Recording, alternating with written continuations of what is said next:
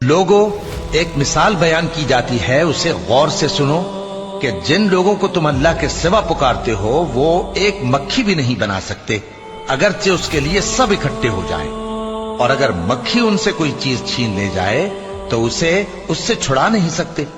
طالب اور مطلوب یعنی عابد اور معبود دونوں گئے گزرے ہیں۔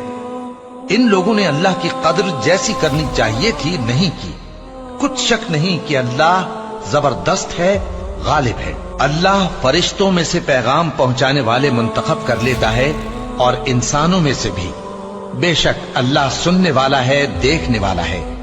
جو ان کے آگے ہے اور جو ان کے پیچھے ہے وہ اس سے واقف ہے، اور سب کاموں کا رجوع اللہ ہی کی طرف ہے۔ مومنوں، رکوع کرتے اور سجدہ کرتے اور اپنے پروردگار کی عبادت کرتے رہو اور نیک کام کرو تاکہ فلاح پاؤ، اور اللہ کی راہ میں جہاد کرو جیسا جہاد کرنے کا حق ہے۔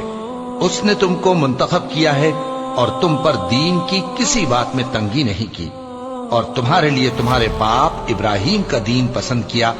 اسی اللہ نے پہلے یعنی پہلی کتابوں میں تمہارا نام مسلم رکھا تھا، اور اس کتاب میں بھی وہی نام رکھا ہے۔